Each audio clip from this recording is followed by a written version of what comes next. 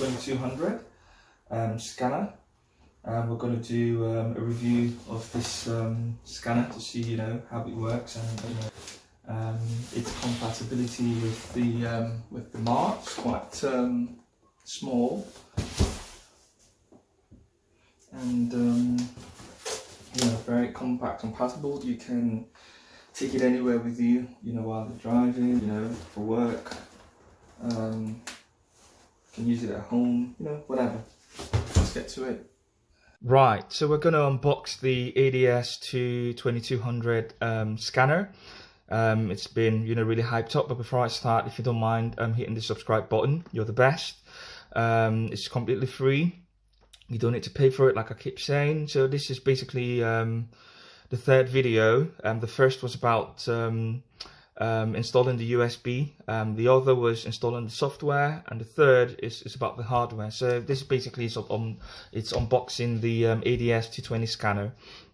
And you know, if you've ordered this from PC World or from Amazon or from wherever in the world, I would, you know, advise that, you know, you get yourself a USB 2.0 cable, because, you know, it doesn't come with the e.t.c hardware scanner.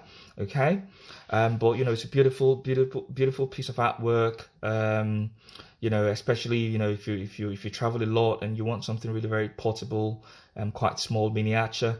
You don't want something that's quite bulky. You want something that's small and dusty job. Isn't that where we're going to, really, with mobile phones and whatnot? So let's cut the chase and let's get this unboxed. Yeah, I want to show you, you know, behind the scanner, and you can see the part where the USB goes in the middle, and the power cable is the round or circular hole that you've got there, and the other hole at the extreme left is the USB. Okay, and from here you can clearly see the power button. You know, and you know, like you can also see like a caution sign. So if the paper gets jammed, if the paper gets jammed, the lamp lights up as orange, and then you need to open the EDF tray to take out the jammed paper. But this is how you insert the loading tray. So that fits in properly there. Just remember to tilt it slightly upwards. Not just that extension arm, but you know, the actual loading tray itself. Try to tilt it up a little bit, because if the paper doesn't sit there properly as shown in the second video, you know, you'd have paper jam issues. So it's not the extension arm, like I said, and neither is it the receiving tray.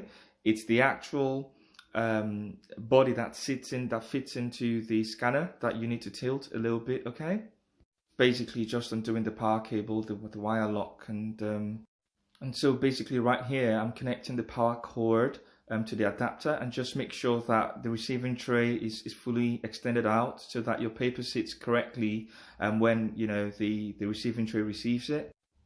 And finally, for the hardware, the power cord goes into that circular or round hole, and you know, you plug the cord into the mains or the socket, and voila, the scanner comes on. And so that's how you power on the e.t.c 2200 scanner. And you know, that's about it, really.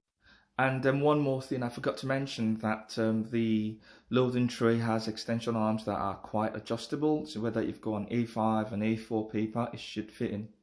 Just as I thought, but there isn't any USB cable. So like I said, you need to purchase that, you know, before you even start thinking of installing the.